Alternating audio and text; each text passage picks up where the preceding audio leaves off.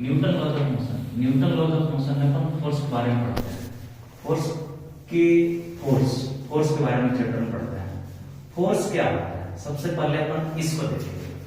Force का मतलब, force मतलब push and pull is called force. Force is change the state of motion. फोर्स इज change the state of motion,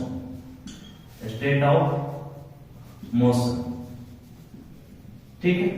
force is change the state of motion. अब force के बारे में कुछ इंपॉर्टेंट पॉइंट देख लेते हैं। Force is a vector quantity, force is vector quantity, SI unit of force is newton, SI unit of force is newton, ठीक। अब हम न्यूटन के लॉ पर आएंगे। यहां से अपन किसका आएंगे, न्यूटन के लॉ पर आएंगे। न्यूटन ने 3 लॉ दिए, laws of motion,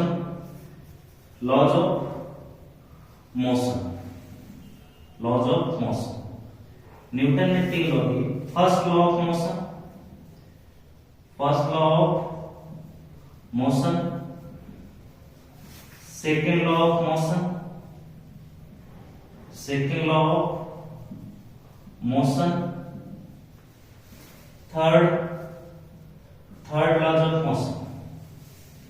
third laws of motion, ठीक है। अब इसमें अपन 1 बाय 1 करके एक्सप्लेन करेंगे। First law of motion, first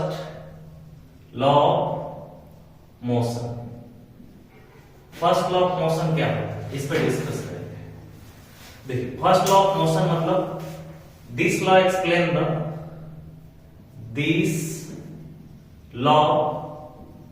explain the law of inertia. Law of inertia means if any object is at rest, तो so at rest जब तक उस पर कोई एक्सटर्नल फोर्स एक्ट ना करे। अपन यहां से देखेंगे second laws of motion, second laws of motion,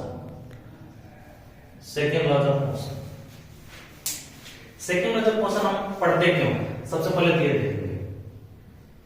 this law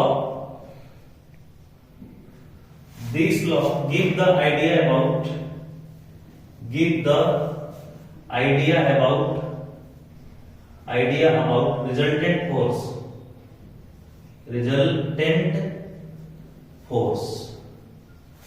और this law states that rate of change in momentum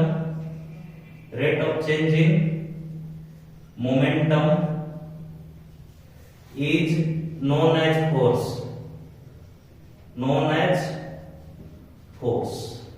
अब हम इसके डेरिवेशन देख लेते हैं। देखिए, F equal to dp by dt, ये p is the momentum, change in momentum with respect to time, इसको अपन लिख लेते हैं mv वेक्टर अपॉन में dt। तो mass of the object is constant, तो dv वेक्टर अपॉन में dt, तो that is f vector equal to ma vector. तो here we write force along x axis fx equal to max, fy equal to may, और fz equal to maz। We write net force fx I cap, fy j cap plus k fz k cap। Then we write resultant force F vector equal to under root fx का square, fy का square plus fz का square। This is the known as Newton second। ठीक, अब इसके बाद अपन discuss करेंगे, इसी को आगे थोड़ा और कंटिन्यू करेंगे। ठीक, देखिए अब इसमें आगे क्या होगा, अपन यहाँ से कुछ मतलब इसके बारे में की कॉन्सेप्ट समझते हैं।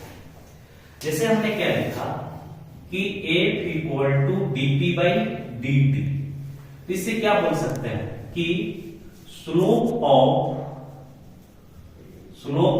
मोमेंटम टाइम ग्राफ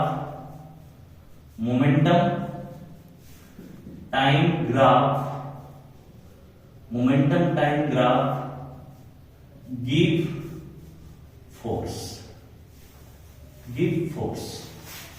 ठीक, अब देखिए, अब इसके सवाल कैसे करते हैं। जैसे न्यूटन लॉ ऑफ मोशन में बेसिकली जो सवाल होते हैं, स्ट्रिंग, पुल्ली, इंक्लाइन प्लेन के सवाल, कई सारे वेरिएशन होते हैं। तो अपन एक से दो वेरिएशन को देखेंगे। देखिए, कभी भी जैसे कि हमें एग्जांपल से एक्सप्लेन करते हैं, एक जेई का आया हुआ एग्जांपल है। जैसे कि एक अपने पास पुल्ली और ये एक ब्लॉक है जिसका मास m1 ले लेते हैं, और ये एक ब्लॉक है जिसका मास अपन m2 ले लेते हैं, और ये जो हमारा सरफेस है, that surface is a smooth surface, that surface is a smooth surface। इसको करने के लिए अपन करेंगे क्या? देखिए, न्यूटन लॉ ऑफ मोशन में क्वेश्चन को सॉल्व करने के लिए सबसे पहले हम उनकी एबीडी बनाते हैं, फोर्स बनाते हैं, फ्री बॉडी डायग्राम बनाते हैं। ठीक है, चलिए थोड़ा सा सवाल करने से पहले अपन Newton third law of motion के बारे में डिस्कस कर लेते हैं। सब लोग जानते हैं कि Newton third law of motion, every action is equal in opposite of their reaction, और एक्शन और रिएक्शन फोर्स होते हैं, एक्शन और रिएक्शन फोर्स जो होते हैं हमेशा पेयर में एग्जिस्ट करते हैं। ठीक, देखिए सबसे पहले हम इसकी एबीडी बनाते हैं। यहाँ पे जो हमारा स्ट्रिंग है जो क्या मासलेस स्ट्रिंग है, मासलेस स्ट्रिंग है। ठीक, तो देखिए ये टी, स्ट्रिंग में टेंशन लगता है, tension is always act away from the object. यहां पे टेंशन टीएस, यहां पे टेंशन टीएस। अब देखिए, इस ऑब्जेक्ट का वेट mg नीचे की तरफ, m1g, और इस पर नॉर्मल रिएक्शन ऊपर की, इसका m2g नीचे की तरफ। ठीक, ये हमने वीडियो बनाया। अब इस सरफेस के कारण ब्लॉक पर नॉर्मल रिएक्शन ऊपर की तरफ, तो ब्लॉक के कारण सरफेस पर नॉर्मल रिएक्शन ऐसे नीचे की तरफ। ठीक, n equal to n, magnitude same होगा इनका, बट डायरेक्शन अपोजिट होगा। यही तो Newton third law of motion अपने को बात करता है। ठीक, अब देखिए न्यूटन लॉ ऑफ मोशन में क्वेश्चन को सॉल्व करने के लिए सबसे पहले हम उनकी एबीडी बनाते हैं, हम एबीडी ड्रॉ करते हैं। After drawing the ABD, then we apply Newton second law of motion, net force बोलिए equation of motion for block 1, equation of motion for block m1, इसके लिए अपन इक्वेशन ऑफ मोशन लिखेंगे। ठीक, इक्वेशन ऑफ मोशन लिखेंगे block m1 लिखेंगे। देखिए ये जो ब्लॉक है ये नीचे की तरफ आएगा ऐसे a एक्सेलरेशन से, तो ये ब्लॉक a एक्सेलरेशन से इधर जाएगा, राइट। अब देखिए इक्वेशन ऑफ मोशन का मतलब होता है कि net force on the object, ये हमारा m1 है, इस पे t आगे की तरफ, और ये यहां पे लिखेंगे sigma f net equal to sigma f equal to ma। Sigma मतलब net force on the object, net force इस पे केवल t लग रहा है, तो t equal to m1a, equation number first, we write. अब equation of motion for block 2, block 2 में देखिए ये हमारा m2 है, जिसपे हमारा t ऊपर की तरफ लग रहा है, m2 जी नीचे की तरफ। देखिए एक बात यहाँ पे इंपॉर्टेंट है, ये है कि एक स्ट्रिंग में टेंशन एक ही होता है, रस्सी बदलेगी तो टेंशन बदलेगा, अगर रस्सी नहीं बदलेगी तो टेंशन नहीं बदलेगा। देखिए इसका एक्सेलरेशन नीचे की तरफ। अब आगे देखते हैं, ठीक, आगे बढ़ते हैं। क्या है, जैसे कि इसकी इक्वेशन ऑफ मोशन लिखना है, तो sigma f equal to m2a, we write. ठीक, सिग्मा f देखिए जिधर की तरफ एक्सेलरेशन होता है उस डायरेक्शन को हमेशा क्या मानते हैं, पॉजिटिव। जैसे हमने यहाँ पे इस डायरेक्शन को पॉजिटिव मानेंगे तो यहाँ पे डाउनवर्ड डायरेक्शन है, तो यहाँ पर नीचे वाला डायरेक्शन पॉजिटिव है तो ऊपर वाला डायरेक्शन नेगेटिव है। तो इसी के according m2g minus t equal to m2a equation number 2। सही। इसके बाद अपन क्या करेंगे कि t की वैल्यू को इक्वेशन 1 में पुट कर देते हैं। Put the value of t in equation 2। तो ये m2g minus m2a equal to m1a equal to m2a, तो m1a plus m2a equal to m2g, तो a equal to m2g upon में m1 प्लस के m2। हमें एक्सेलरेशन मिल गया। अब acceleration की वैल्यू हम इक्वेशन 1 में पुट कर दें या 2 में पुट कर दें, जिससे अपने को टेंशन मिल जाएगा। तो अपन एक्सेलरेशन की वैल्यू को हम लोग इसमें पुट कर लेते हैं इक्वेशन नंबर 1 में।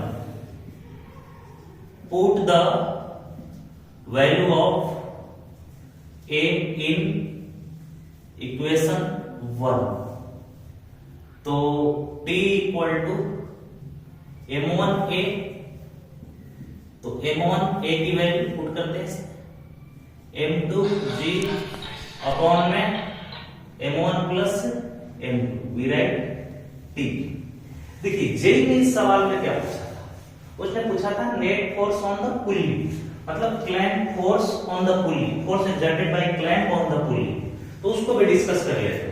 ठीक है, ये आप लोगों को मेरे ख्याल से समझ में आ गया होगा, मैं ऐसा उम्मीद करता हूं। ठीक है, जो जेई ने पूछा था उस बात को भी डिस्कस कर लेते हैं। ठीक है, देखिए जेई ने पूछा था उस बात को डिस्कस करते हैं, यहीं पे कर लेते हैं। क्लैंप छोटी सी जगह पे कर लेते हैं, इतनी सी जगह में हो जाएगा, सफिशिएंट है इसके लिए। Clamp force exerted by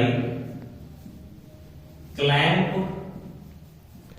on pulley, clamp on pulley। ठीक, जैसे देखिए ये पुल्ली पे क्लैंप है, ये ऐसे, तो ये इस पे फोर्स ऐसे लगाएगा एक। अब देखिए इस पे टेंशन T, इस पे टेंशन T, पुल्ली का मास अपन m0 कंसीडर करते हैं और m0 इक्वल टू 0। तो देखिए ये T और T, तो ये net force equal to clamp force under root T square plus के T square under root 2t। अगर हम वेट को कंसीडर करें, अगर चलिए कंसीडर कर लेते हैं, तो इसका mg किधर लग जाएगा, m0g नीचे लग जाएगा, तो प्लस के m0g, क्योंकि gravity is always act, weight force due to gravity is always act downward, right. ठीक, चलिए खत्म करते हैं इसको। ठीक।